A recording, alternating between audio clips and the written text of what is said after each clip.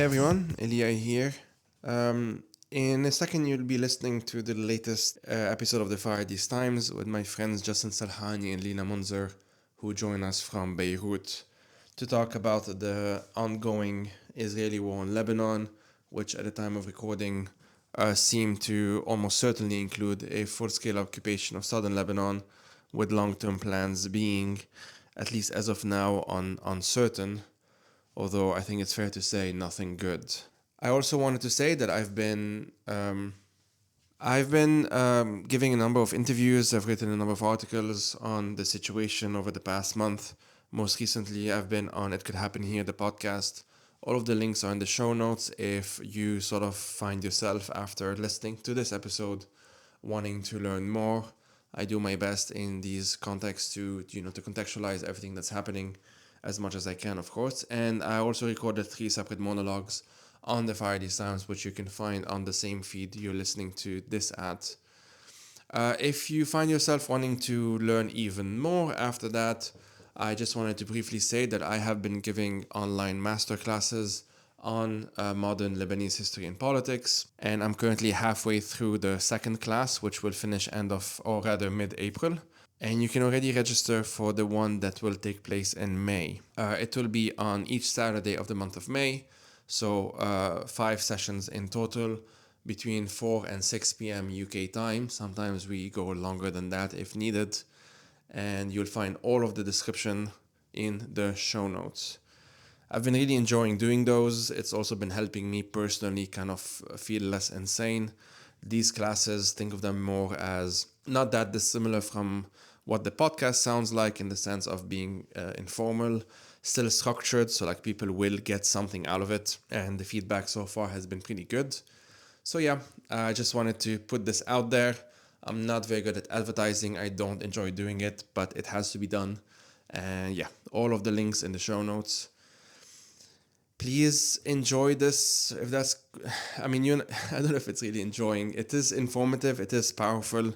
It's going to be, I hope, like you will find yourself by the end of it feeling not just more informed, but also get a sense of what it's been like to be in Lebanon over the past few weeks. Because for everything I can tell you, for everything I can explain to you, I'm not in Lebanon. And of course, there will be things that I just don't know how to describe, like even like the bodily responses, sort of these trauma responses that people who are currently in Lebanon have to deal with on a daily basis. Lina Mounzer and Justin Salhani, both of them not just Lebanese but also in Beirut, I think are some of the best people to have on to talk about this, which is why I was so grateful to have them on and for them to take their time to really explain what's been happening. Maybe I guess it sounds it's gonna sound pretty obvious from the tone of my voice and me being maybe less coherent than I'm usually able to be, that this has been a difficult thing to go through. These past few weeks have been difficult, to put it very mildly, and again, I'm speaking as someone who's not even in the country. The situation is pretty dire. There's no way of sugarcoating it. There's no way of kind of downplaying it. It's just really bad. But stopping at that, I think, is very it can kind of like promote helplessness, and that's not the purpose and that's not the intention of this podcast. The idea here is to just bring the 3 of us together to talk about this very difficult conversation. So you can very much think of this as sort of an intra-Lebanese conversation. And we turned on the recorder. And the only difference really is that we decided to record it. So you will get a sense, hopefully by the end of this, of what it's been like.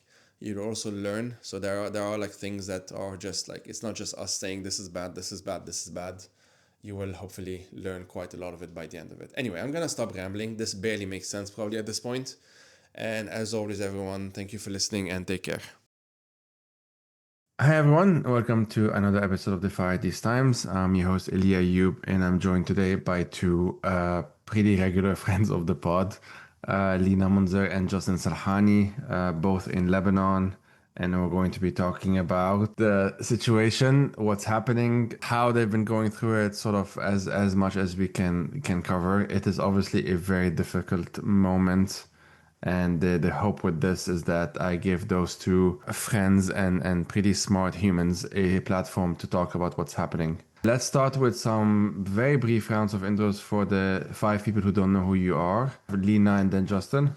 I'm Lina Mounzer. I'm a writer and translator, and I'm the senior editor also at the literary arts and culture magazine called The Merkaz Review, which you can find at www.themerkaz.org. I'm Justin Salhani. I'm a journalist and writer based in Beirut, writing for Al Jazeera English mostly, and I'm a non-resident fellow with the Tahrir Institute for Middle East Policy. So we're recording this on March 26th, 2026, and I did a number of monologues, interviews. There's a bunch of stuff that you two have written. All of these, I will put those in the show notes. I don't even know if it is possible, but let's try and give some kind of summary of the past few, 20, well, almost a month now, I guess. 26 days, 28 days, more or less. Who wants to try? Justin, do you want to start? Yeah, that's Justin's thing. Go for it. So 2 days after US and Israel started attacking Iran, Hezbollah responded for the first time to Israeli attacks for the first time in over a year. They said it was in response to the assassination of Iran's supreme leader, Ali Khamenei. And after that, Israel used the excuse to intensify for the second time in under 2 years. So where we're at now is there's over 1,000 people in Lebanon killed. Over 110 of them, I believe, are children, according to the Lebanese Ministry of Health. We've got 1.2 million displaced people. That's more than a quarter of the country's population. Israel issued mass evacuation orders. And it should be said that evacuation orders should usually be precise. This is according to human rights groups. These were mass, widespread, and essentially indeterminate. So that was for the entirety of the south, the entirety of the southern suburbs, and for areas in the Bekaa Valley. And just, I believe, the day before yesterday, Israel's defense minister said that now they plan to occupy the south up to the Litani. So that's 30 kilometers of southern Lebanon that will be planned to be under Israeli occupation. There's ongoing battles in the south. And then inside the country, what we can say, just to wrap it up kind of quickly, is there seems to be an effort to really stoke internal tensions and push people at each other's throats. So this is where we're at now after, I guess we're going into the 24th day. Yeah. Mm-hmm. Yeah, that's a pretty succinct summary, Justin. Thank you. Yeah. I haven't been able to summarize things. I've been on different like podcasts talking, and it's always been, where do I start? It's always like, how thorough should I be, or what's too much info? Because if we only stick to Lebanon here, and we're going to like mostly do that, like we're going to put aside Iran for now. There's just so much happening, and I'm also outside of Lebanon, of course, that I guess I wanted to ask you to, maybe we can start with Lina, like, how has it been for you? And I know that's like a horrible question, but Well, first I want to address actually what you said about like, where does one begin, because like I was writing this piece, which I think that you will put in the show notes, where I was writing a piece for Equator just to sort of as part of their symposium, which is like reactions to the US-Israeli war on Iran, which of course includes Lebanon now. And then I was, because I'm writing for an audience that I have to suppose doesn't necessarily know the full background. And I had to go back all the way to 1948. Like, you always have to go back to the Nakba to talk about like the current geopolitical landscape and what is actually happening to Lebanon and why it's happening to Lebanon. And, there's no avoiding it. You cannot begin any later than that in order to give people the big picture of it, and we can go into that a little bit later. But I think, what you brought up is like, yeah, it's extremely correct. And it's a little bit of a frustration, because at any point, if somebody begins at any point after that, you feel that they're not really like getting the full picture or the big picture of what's happening. How's it been for me? Justin, no one can see it, but gave a thumbs down. That's exactly what it's been. It's been pretty, it's been pretty difficult, so Justin gave the kind of the journalistic rundown of what was happening, and but I think basically the way that we all experienced it here, especially in Beirut, let's say in Beirut, is that we woke up on the early morning hours of March the 2nd to some very loud airstrikes. I think they were hitting with naval ships, and those like really echo, and they're much louder than anything else. And so everybody kind of leapt out of bed. I don't know anybody who slept through it. And that was like a very clear indication that, okay, the war has begun, and just this absolutely nauseating feeling of waking up and hearing the explosions reverberate through the night. And of course, they were hitting all that night, hitting all throughout the next day. And the first few days was really just trying to adjust to this new reality. In my house, like in my apartment, almost immediately, I think because my neighbors upstairs are from the southern suburbs. So within 20 minutes, I was hearing people arriving and commotion on the stairs, and people running up and down the stairs, and children crying, and, cars out in the alleyway and out in the street. Like it was, and this is like 2, 3 in the morning. So immediately people started running, fleeing Dahieh, and arriving in different places, and if they're lucky enough at homes of relatives, and what happened was, because I also have friends whose parents were like living in the South, there are people who were stuck on the road in the first 2 days for 18 hours, trying to come from the South to seek shelter in Beirut. Like that's how many people were heading away, were heading for shelter. Of course, there are a lot of people that defied those, the orders, evacuation orders, to flee, essentially. But I'm talking about this displacement that happened before people were forcibly displaced. This was like people running for their lives, kind of not knowing the extent of what would happen. And and within 2 days, the area where I live, which is very close to where Justin lives, it's Hamra Ras Beirut, was just filled with people, filled with displaced people. It is extremely crowded. The population of the city feels like it's doubled overnight. And there's a lot of fear and a lot of tension, and just a general sense of gloom and and not knowing what's going to happen next, like what the future looks like, not just a month from now, which is like really impossible, but like even tomorrow, the next day, it's just really hard to gauge. Yeah, I mean, I think we've lived through at least 2 days of complete dystopia in the last 2 years now, because the last time we had these major evacuation warnings, it was similar. Just suddenly you wake up one morning and everyone is on the streets, cars parked wherever you can. Obviously a little over 2 years ago, we also had the pager incident, which was also something out of a movie. So we just keep living these days that are intensified and something out of science fiction again and again and again. And I really try to hammer this home, that it feels like we're living in a dystopia, and there's different levels to that. People in the South have lived it to luckily Lina and I are both still in our homes, whereas more than 1 million people are not. And that is obviously on levels, because you have people who have family they can go stay with. You have people who can afford to rent apartments and hotels.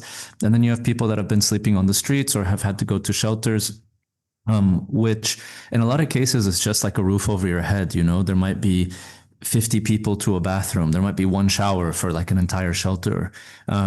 So conditions are really rough. I was at Biel, which is like the Beirut waterfront area. And again, I'm going to keep harking back to this, and maybe it's a bit hackneyed and cliched, and I'm sorry, but this idea of a dystopia. Biel is a place where you have some of the most lavish nightclubs in the country. I saw kids, displaced kids kicking empty plastic water bottles in front of, and right behind them was a gated off playground. And at one point I was with a group that was volunteering to provide medical care for people. These kids came over and said, "Hey, can you open the playground for us?" And the volunteers don't have the keys, and it's a gated playground again. So it's this very sharp juxtaposition of like the some of the most vulnerable people in the country staying in an area that is catering to the wealthiest, that's now completely emptied out and not operating and not running and not hosting people. Last time, I believe in 2024, few of the clubs opened up and or at least one of them let displaced people in and stay there. But this time that doesn't seem to be the case. So these are the type of things that we're seeing here, is people sleeping out on the streets with very little things. I've seen people who have come up and told me they haven't had their insulin in 10 days. I spoke to a family that was displaced in this area and told me that they have no access to a bathroom, which is really bad for women in particular. People have said that a doctor told me that women in particular are not drinking water because they don't want to go to the bathroom, which leads to them having things like kidney stones. So this mass displacement and this huge crisis is hurting people from very small ways to very large ways. Yeah. And it's very, sorry, go ahead. No, I was just going to say, those are the sort of things that when you read out the numbers at the initial, the beginning of this conversation, it's very difficult to picture all of this. And because ultimately, even when we say over 1,000 people were killed, of course, this would not include someone who couldn't get their cancer treatment, or someone who couldn't, all of those other people who will die just because they couldn't get to their place, or because the place was destroyed, for that matter, But yeah, No, I was just going to say that, all of these things, they so much echo all the stories that we heard from Gaza, and, not enough sanitation, women not having access to, to being able to wash or to bathrooms, people not having access to medicine, the humiliations of displacement, all of these different things. And this is exactly what Israel is doing, what Israel has normalized. In fact, they dropped leaflets on Beirut. I don't even know what time is anymore, but I suppose a couple of weeks ago, I think maybe the second week into the war, I was sitting in a cafe in Hamra and we all heard this explosion, and, everybody rushed to the doorway of the cafe, and we looked up and, they had released these manshurat, pamphlets over the city. But of course they did them via rocket, right? So, and then the rocket eventually, the rocket also exploded and fell and crushed the car, which it could have easily killed somebody. But the pamphlets they dropped said, were openly threatening and saying, either you guys disarm Hezbollah or we'll do it on our own terms. And then the other one said, after our stunning success in Gaza, we're here to recreate it in Beirut and Lebanon. So very openly, proud of their war crimes, using their war crimes as advertisement for future war crimes. We're past even the point of saying that, they enjoy impunity and they haven't been punished and they haven't, it's beyond that. There's they're reveling in the sadism of their, and they call them accomplishments, a stunning success. These are accomplishments. They're allowed to advertise them as accomplishments. And, it's also a kind of psychological warfare. I had written a post the other day where it was it's really difficult to overstate the terror of being on the receiving end of airstrikes from a country that has openly committed genocide and suffered no consequences for it. You really feel like there is absolutely no safe place. And it's terrifying, and everybody is living beneath that same murderous sky that they have made their own, and that we are constantly reminded of their presence, whether it's like with the drones that are like constant and very loud, the warplanes that are circling overhead. I mean, Justin and I were talking yesterday that like there was 2 nights where we just could not sleep because the warplanes were so low and so loud. It just gives you the heebie-jeebies, like you feel it in your stomach. It's like really destabilizing and terrifying. And so everybody is also like exhausted and underslept, yeah. Yeah, I think like these psychological terrors are also a thing that they're playing that seem to be played on quite a bit. A number of people have gotten fake evacuation orders, and we don't really know who these have come from, if they're pranks, if this is something that the Israeli army is doing. But either way, it all fits into kind of the same pattern of terrorizing the population.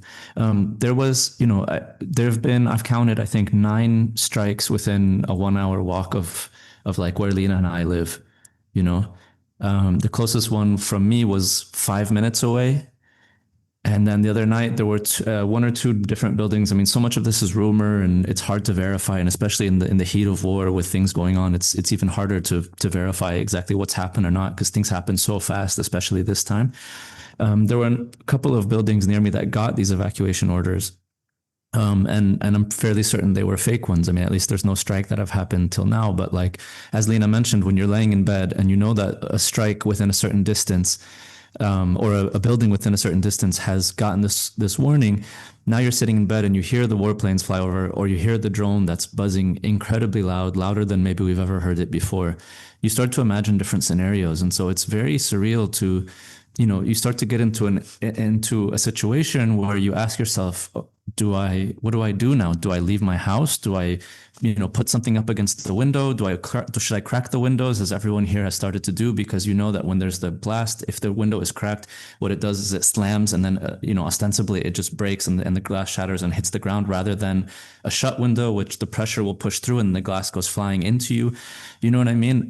These are the sort of calculations that we've started to make on a daily basis. And we all live in this kind of, I don't know, veil of an idea of, we kind of know where they've hit so far, and the ones near us are maybe a bit more targeted, but you never know who's next to you. You never know where you're going, I've had this conversation with a lot of people, I mean, including Lina and I last night, and with other neighbors.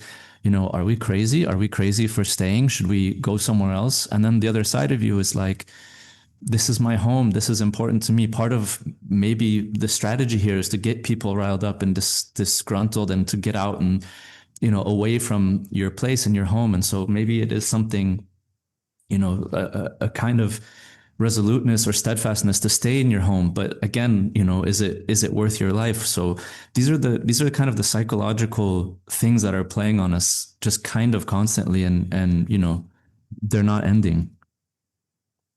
Yeah, and I think, this question of like staying versus going, I think that the closer you get to like the epicenter of what's happening, the more like it becomes like really like an existential question. And, because you think about the South, part of the reason that they are also like, giving evacuation orders is because they want to seize the land, right? And the only way that people have to prevent them from doing that is to literally put their bodies on the line,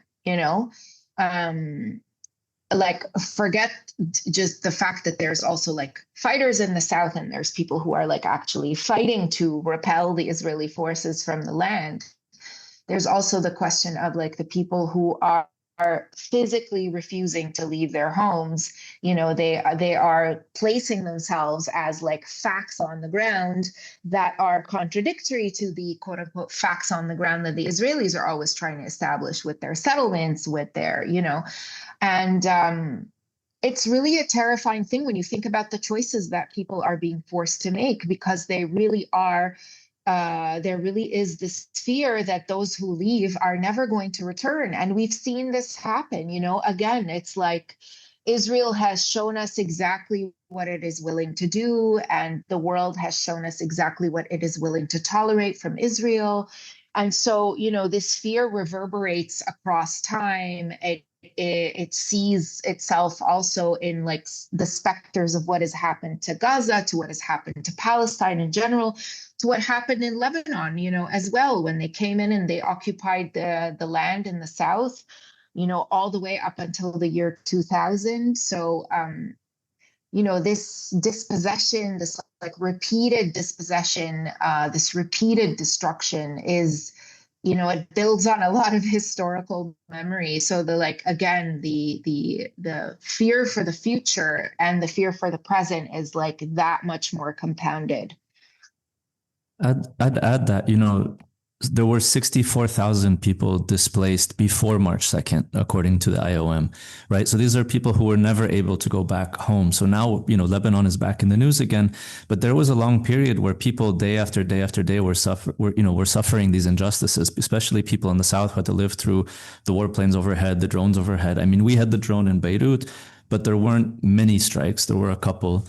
But we lived in this illusion of, okay, we're going to try to, go about our lives as best we can. And I think people in the South were doing that to extents, within reason as well. But there were constant drones that were managing the population, that were telling them where they can and cannot go, even as much as shepherds. There was some really amazing reporting done about this issue, about how shepherds and other sort of people that were trying to just access their lands for very clearly civilian reasons were targeted and attacked, were harassed, had a number of different things happening.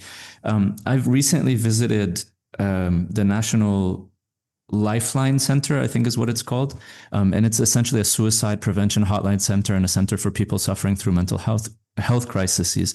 And one of the operators there told me that in Lebanon since 2019, essentially, there's been no time period where people are allowed to sit and develop their trauma. Even it's just one trauma after another, so it's unceasing. PTSD tends to show up 6 months after an event, but if the event has to end, and here it's never ended for so many people. We've not been able to deal with the things that we lived through 2 years ago, 5 years ago, et cetera, et cetera.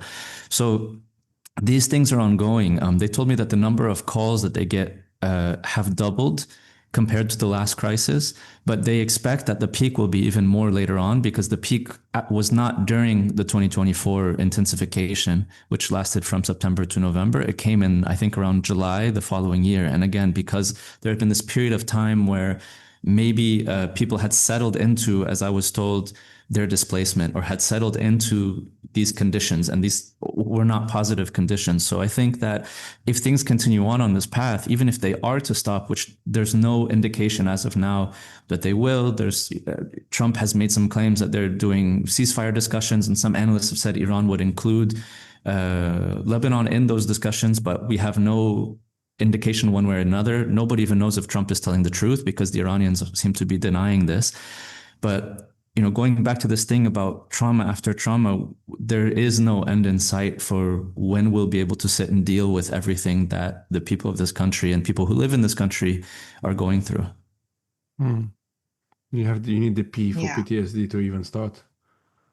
There's no post in this case. And just to maybe, I don't know, focus it slightly more, because of course you mentioned, Justin, even at the beginning, the tensions, we've heard at least in 2 different places of like locals not allowing, some locals, of course, obviously, not allowing like some of the displays, and like these kinds of tensions being played out. And part of the worry has always been there, like the ghost of obviously of the civil war, but also just the ghost of sectarianism in general, and just all of these things kind of playing out in those different ways.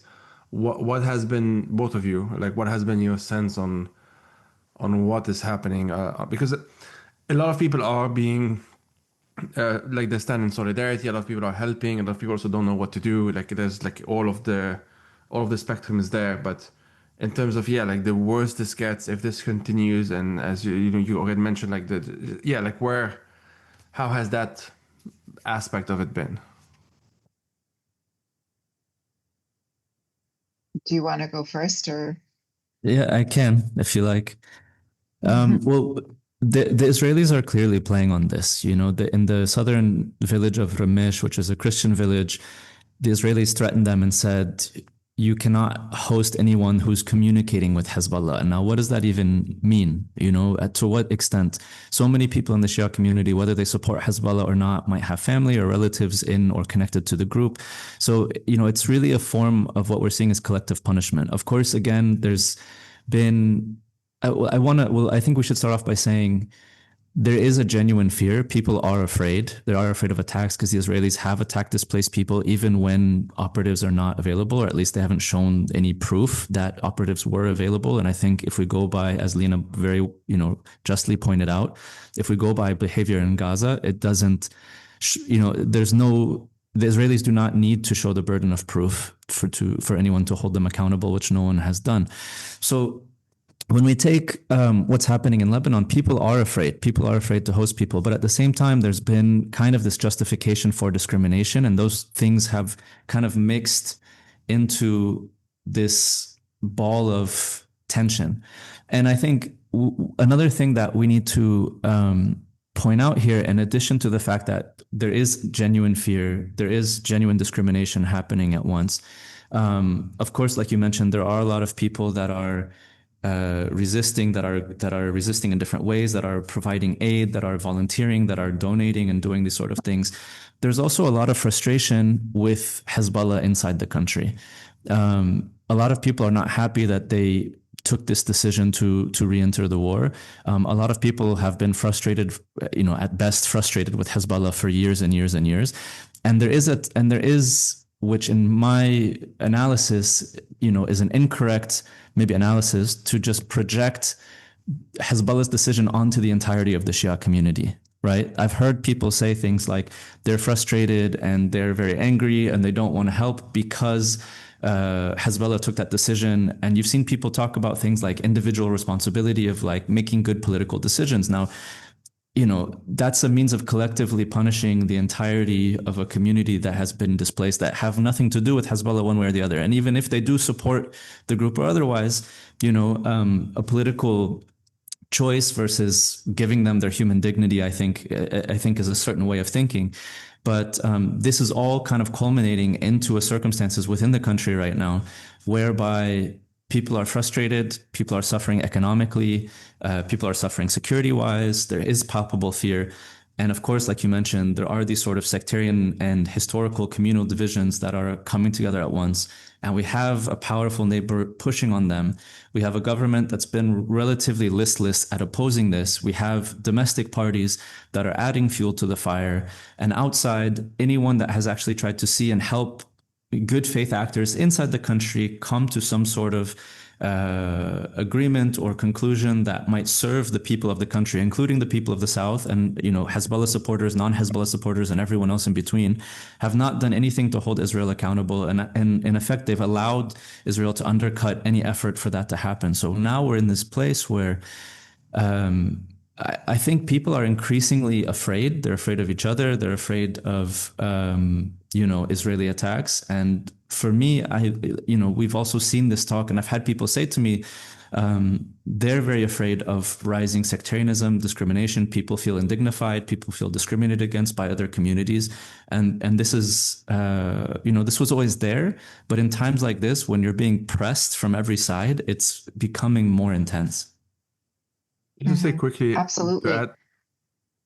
I just want to add quickly, because this also comes in a context, you already mentioned it, but maybe to even give quotes to listeners who don't know, like there are Israeli ministers who have explicitly stated that, like, all Shias are a hostile population. This is Diaspora Affairs Minister Amichai Shikli said this in September 2024.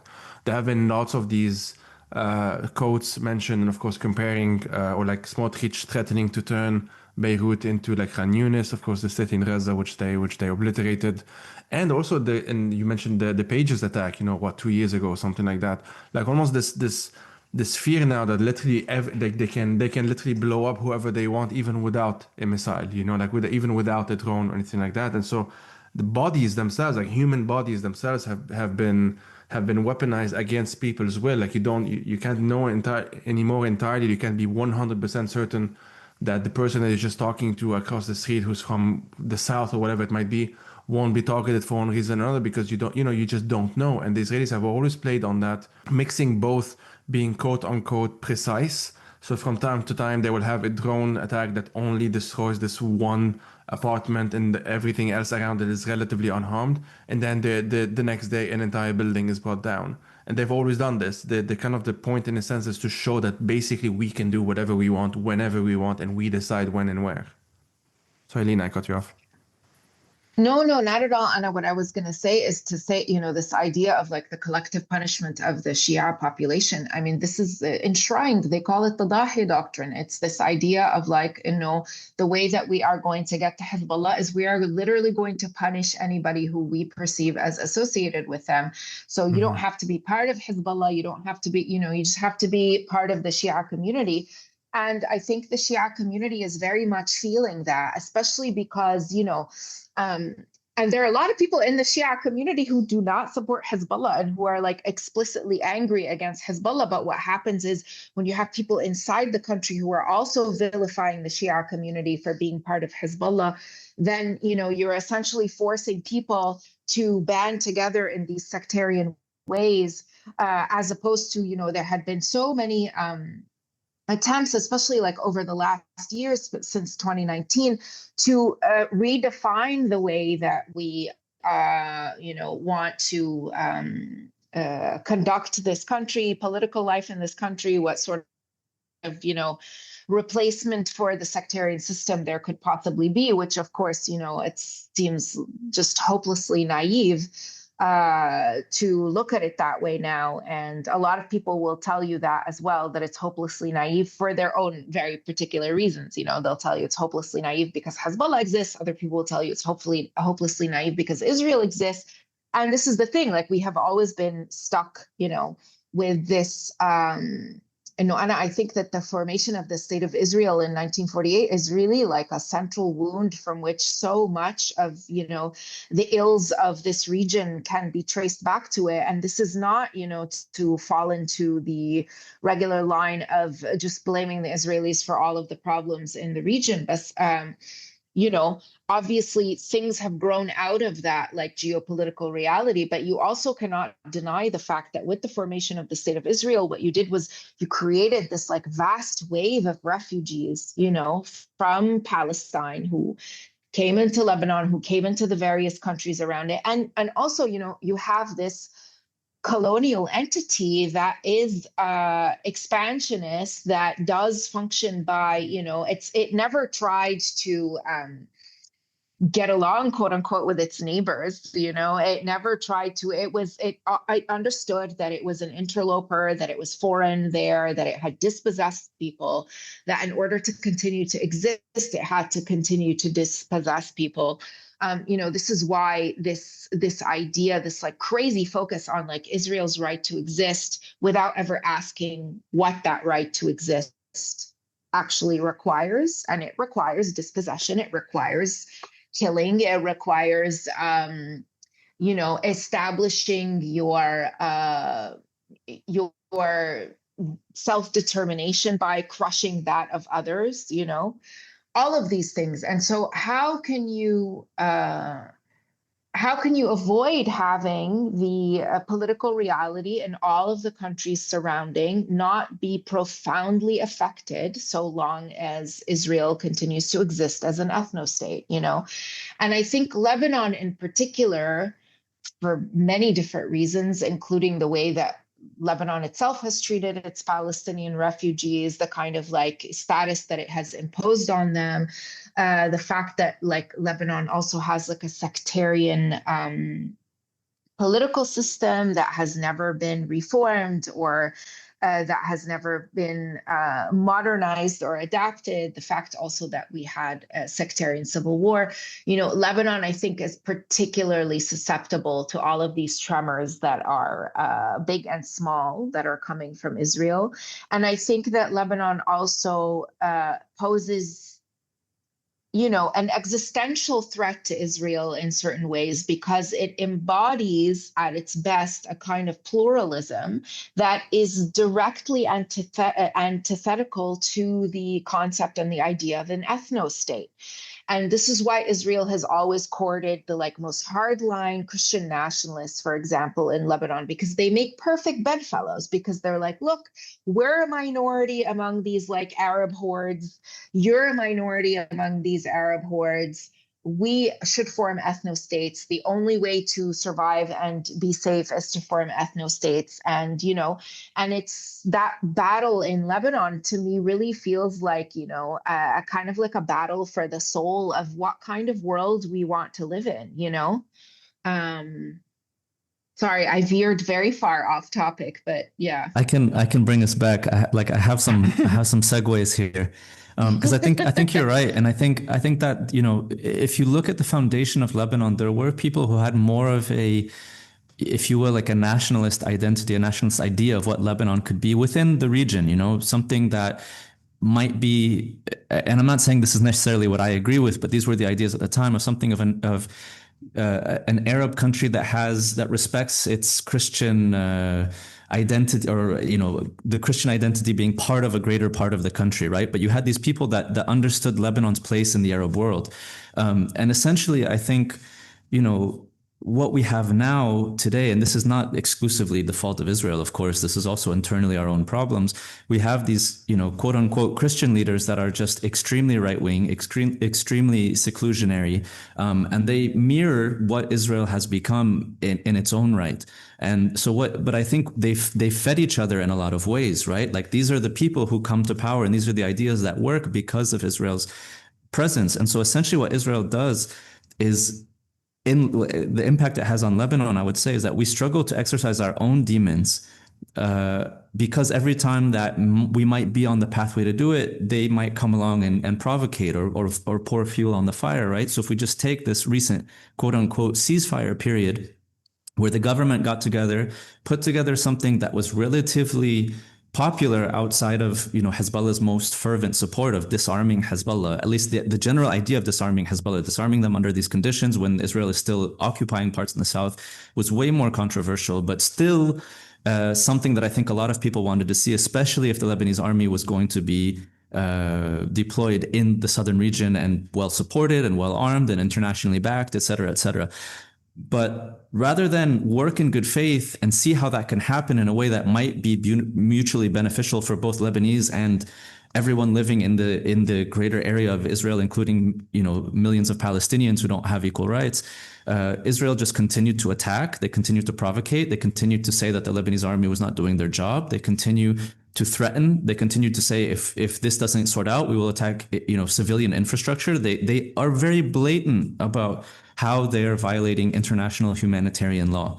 So I think that becomes a real issue now. They've also killed members of the Lebanese army.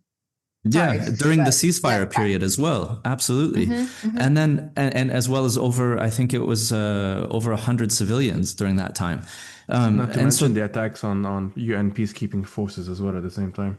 Repeatedly, and not to mention the damage they've done to the ecology, not to mention the infrastructure, not to mention bombing reconstruction, equipment that was very badly needed and would have been something, you know, reconstructing in the south would have been something that might have undercut Hezbollah. Again, if the government is able to build, people don't feel the need to rely on Hezbollah as much.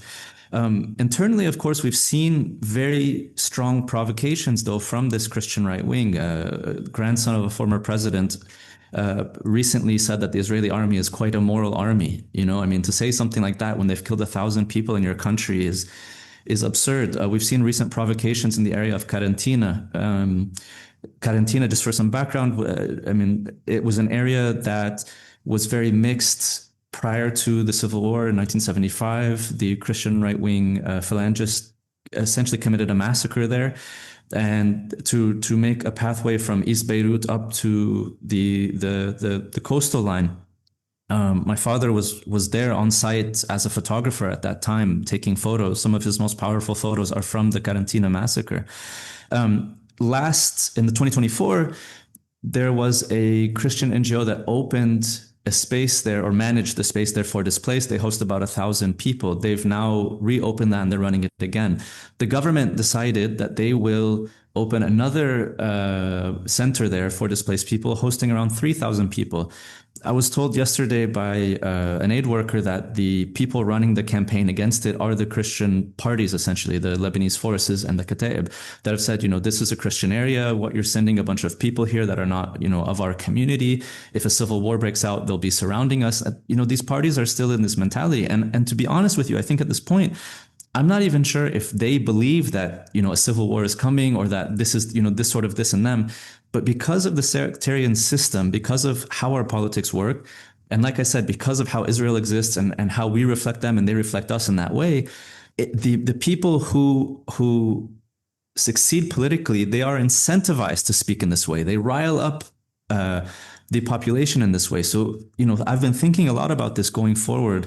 And if this war is to end at some point, I've thought a lot about how can we try to really mobilize and bring back this idea that has been very prominent in secular spaces, very prominent, in civil society and stuff like that. But to really put an effort that this country, if we cannot get away from the sectarian system and staying into these ideas, not just kind of allowing it and letting it to look in the background, finding a way to allow people to feel secure in their religious identity, and maybe their communal identity, but not have it dominate us politically, I think it's becoming more and more an existential issue.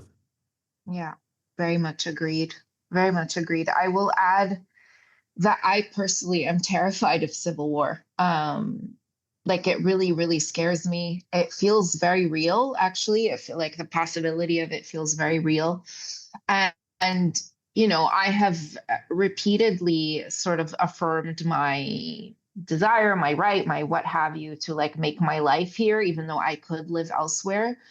But I think that if a civil war were to break out, I don't know that I could remain here. I think that the devastation of it would be psychologically, emotionally, physically, all of these things would just be too much to handle. I don't, and I think this is also adding to this profound despair of this time and of this war that people feel because, we feel attacked both from within and without. And it feels like the future of this country really hangs in the balance. I don't see it remaining what it is. I mean, I hope I'm wrong, but I feel in a lot of ways this war is just writing this, the reality of this entire region. And we don't know what the fallout is going to be, and we don't know what it's going to look like, and it's really hard to picture even what a few months from now things are going to look like. I don't think that things are ever going to go back to the way they were, not economically, not geopolitically, not, there's entirely new structures of power, I think, that are going to be rebuilt or and not necessarily for the better at all. So that's really, really scary. I mean, this adds to just the sense of anxiety. It's not okay, we need to just hold on until this war ends and then inevitably some kind of ceasefire deal is reached and then that's on and we go on with our lives. It just feels really so much bigger and more hopeless than that, Yeah, I mean, it really looks at least at the time of speaking, Israel is really pushing into the south and will really press it and reshape it. The IRGC is holding on in Iran, at least for the moment, and doesn't seem to be going anywhere. And is, if anything, everyone I've spoken to who knows about the subject seems to believe that they will come back with a vengeance, double down. And so we're a country where Israel is doing the vast majority of the physical damage, the killing, but we have other people also contributing to the situation in negative ways, and Iran's regime is one of them.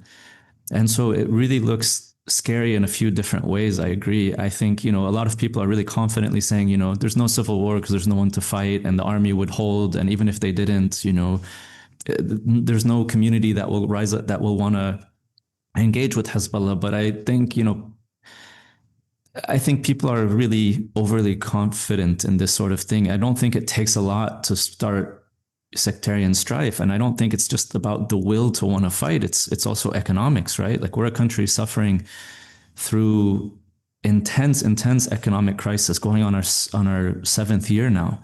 And so all you need is a few very wealthy benefactors to come in, or a foreign agent or a foreign actor to kind of come in and start funding or finding ways to get people arms. And suddenly a reality has changed, and it takes one incident to lead to the next, to lead to the next, you know. So and this is why I say that, like, you know, this wider idea of doing something right now, like helping out displaced people, or providing aid, or even just building cross-communal relations one way or another, being there for your neighbors, you know. Like, I live in, you know, Lina and I live in a pretty mixed area. This one of the reasons I like this place is because it is a mixed area. I don't like to be in an area that is homogeneous, with homogeneous ways of thinking. And you know, my neighbors are from different countries, they're from different sects, they're from different religions, different ideologies, all this sort of stuff.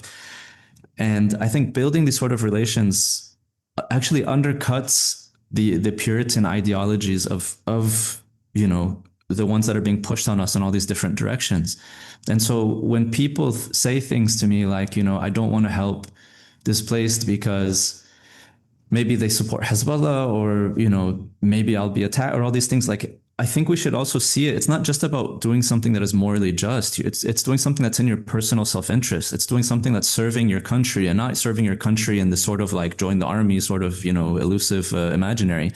You're concretely keeping, you know, helping other people to feel less alone. You're concretely helping other people to feel like there is a force to help them, that they are part of something, that there is something there to catch them. And that thing is not, you know, Hezbollah or another political party that will come in and then manipulate them and use them, or maybe not just manipulate and use them, but will mobilize them to carry out some sort of agenda, you know?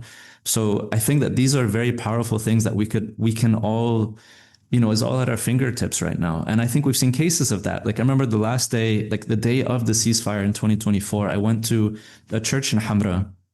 And Hamra is a, you know, it's a mixed area, but it's predominantly Muslim now. And the entirety of the people staying there, as far as I was aware, at least, were Shia from the southern suburbs or from the south. And they kept, you know, the different people that kept saying to me, you know, the fact that a church opened its doors to us really meant a lot to us. It shows us that we're all this, that, and the other. And, you know, we're all one country, we're all one people, we're all together in this, and et cetera, et cetera. And I think that those sort of, you know, really without cliche, like those sort of messages are powerful, because that makes you, you know, that's what will not necessarily prevent, but that might make somebody think twice before picking up a weapon and mobilizing against somebody else. It's not foolproof, right? Because again, there's forces bigger than that. And I still think the economic plays such a big role, you know, like, but I still think that the thing that we can do in this point as individuals, of course, there's things that falls on the international community, falls on our government, falls on our elected leaders, falls on the parties, et cetera, et cetera. But as individuals, it's so important for us to undercut these narratives that are being pushed on us by the Israelis and by these other kind of parties or political actors that say we're the only ones who are working in your interest. And we need to show them that that's not true. Yeah, I wanted to say that, like, while I totally agree, like the economic, you know, if we're talking about like potentialities for a civil war and the, you know, the kind of environment that breeds that sort of hostility, definitely economics is a huge part of it. But also, you know, this idea of like land dispossession and the government not having any kind of answer to that. You know, I've heard people say things like, oh, let Israel take the South, like, khalas, it'll get them off our backs. And, you know, that there's people who are not implicated in this, who are literally willing to bargain land, you know, in order to, you know, give it to the Israelis so that they don't have to worry about this quote unquote question of, you know, of Hezbollah anymore, right? And for me, it's very dangerous that the government is not finding some kind of solution to that sort of rhetoric and to that kind of idea. I do think that it is, you know, that also acting like the South belongs to Hezbollah and is only for Hezbollah to protect is also deeply problematic. You know, it's like you want to say that you want to try and counter the narrative of Hezbollah. Well, this is your country, you know, and this is, the sovereignty of this country. It's that is being invaded, and that they're declaring that they're going to invade it and take over part of the South, and I can see that there's also like a lot of bitterness and rage that is being fomented by that situation per se, of like how much the government is willing to bargain away in people's names in order to achieve this kind of like quote unquote stability with Israel, which essentially just means like, okay, we'll lie still if you don't move the boot on our necks too much, and this I find really like it is a very, very difficult position that everybody is in. Yeah. Yeah, I completely agree. I think maybe I phrased it poorly, but I think what I was trying to get at is figuring out ways for solidarity, right? Like having that cross solidarity, and that solidarity includes showing people that we care about their causes. We care about, it doesn't have to be a staunch political cause in the sense of Hezbollah, but it can be a cause of we care about your land, we care about your home, we care about it. Because again, like I think you're right. There are people who said let's negotiate, let's give this away, and they don't understand the impact that will have, because it's not like you can draw a hard border, right? You can't draw a hard border around the South and say, okay, that's finished, that's done. Like now we get to live at peace. It doesn't work that way. Like there will be repercussions one way or another, whether they're economic, whether they're social, whether they're demographic. There's going to be a number of things that change the inherent nature of this country. So your daily life, we can even say of a person who, let's say, just wakes up, goes 5 times a week to work and home, and on the weekend goes to the cafe or the bar or whatever, like that, even that process of your insular bubble will be altered one way or another, whether it's through cost, whether it's through, again, demographic, social change, whether it's through lack of services, whether it's through so many different things that can happen. I would even say that, like, I think our challenge going forward is how do we build this kind of solidarity, right? Like, how do we build this solidarity? How do we build our like, not our own resistance? Like, how do we build the resistance that also resists what Israel is doing? And how do we bring people into this in a way that, we can make people engaged and care and see the reality, see that this is in their interest, Yeah, I mean, I think that that's like, again, Lebanon becomes a microcosm for the way that we need to find ways of living in the entire world, because I think without each other, we have nothing, and the world as it is proving again and again and again that our existences are linked to one another. Our survival is linked to, each other's survival. And yeah, if there's going to be any kind of future in this for this country, this is something that we're going to have to figure out. And I do want to say one thing, because it's like we're talking also in the abstract right now, and we're talking about all of these non-military solutions, which I'm 100% for. But you're also engaged with a country that imposes military solutions constantly, on you. And at some point, yes, it is incumbent to respond with military resistance, 100%. And for me, the question has never been about like whether we have military resistance or not. We need to have military resistance against Israel. The question has always been that this should be like a fully it's a resistance that everybody feels that they are a part of. And I think that this is really the question, is how do we do that? How do we create a resistance that everybody in the country, whether it's the army or or whether it's like some sort of, I don't know, like multi-sectarian, but in the end, yes, we need a resistance force against Israel. It just has to be one that somehow represents the entire country. Yeah, that's all I wanted to say.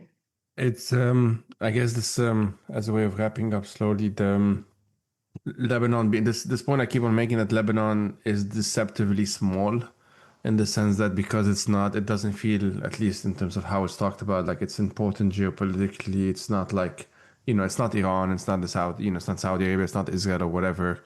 It doesn't have that kind of gravitas to it or whatnot. It has to also be overlooked, because you mentioned this, Lina and Justin, as well, that it's a microcosm at the end of the day, and that Lebanon is the world because the world is in Lebanon via Israel and via all of the whether it's treating the country as a laboratory, which obviously they do in Gaza even more, whether it's exacerbating existing sectarian tensions that ultimately become also its own creations. Like at what point is it like them exacerbating sectarianism, and at what point is it them creating, at some point it's the same thing. It's it's a cycle that they also create one another. I don't think we can talk about sectarianism in Lebanon in 2026 without talking about Israel's role in the 70s and 80s and 90s, or the Assad regime's role for that matter. But since that bit is gone, yeah, it's quite hard. I struggle really generally with these specific conversations now in the past month to have a sort of like my almost trademark, like we can do this, and this is like almost like it is a discipline, like hope as a discipline, and this really requires a discipline now, because I'm struggling with it, and I'm not in Beirut, I'm not in Lebanon. So I just appreciate both of you doing this and taking the time to do this. And I don't know if you have like final thoughts, please feel free to share them. Yeah, I have one.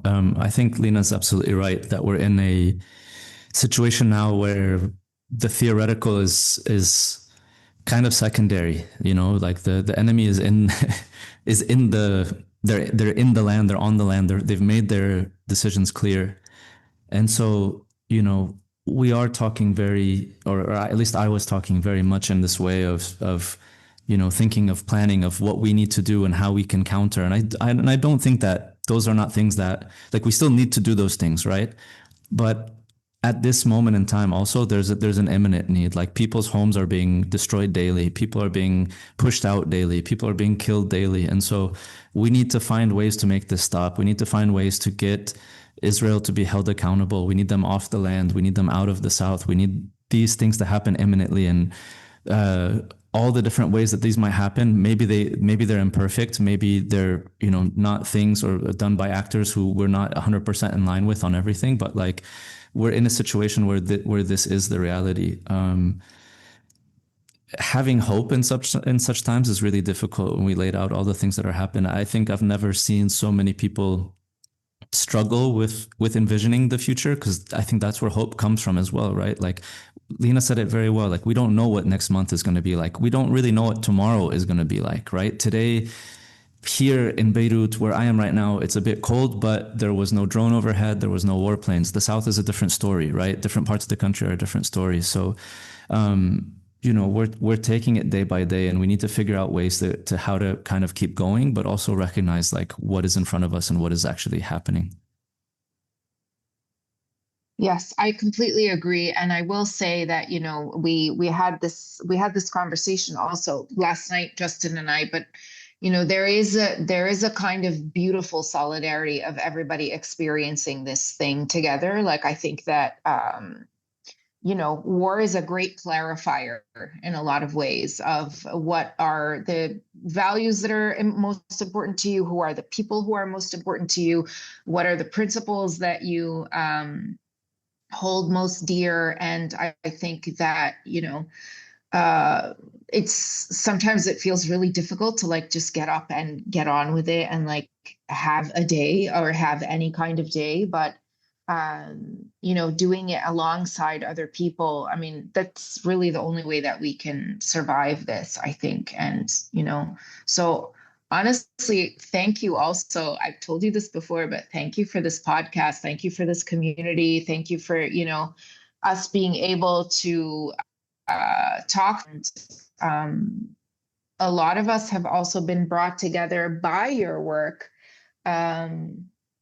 And through that. So I'm very grateful for that. And any other time you want us to have us on to like vent and talk about it, it feels really good to be able to have these conversations. You feel just a little bit less crazy to be speaking in a group rather than just ranting to yourself, all the time. So that's good to know, because that's the purpose of this. And we will try, because Lina has been on a few times, but just we will try and have Lina on also when things are not very bad. That would be quite nice to have that.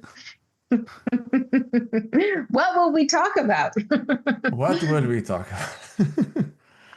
My friends, thank you so much for doing this. I will release it fairly soon because obviously it's time sensitive. I know you, Justin, has to go anyway and stuff. So I just wanted to thank you both again for doing this, and I will have you on again, and hopefully in better circumstances at least. I hope so too. I really do. Yeah, happy to do it. Thanks for setting it up. Hope it was like not too rambly. like so many ideas are just punching each other in my head right now, and I'm just running on like what do you call it? Like I'm basically just an Fumes? execution. Yeah, well, like yeah, but I'm like I'm on automatic. You know, so if you ask me to think a thought, I'm like I don't know, but like I can repeat facts. you know? No, I think you were good. I think generally it was a very good blend of giving the facts when they were needed, but also like people can do that anyway. Like not that it's not difficult to do. Don't get me wrong, but there tends to be the human element missing from it often. So this was good to mix both of them, and that's good. Cool. Yeah. All right.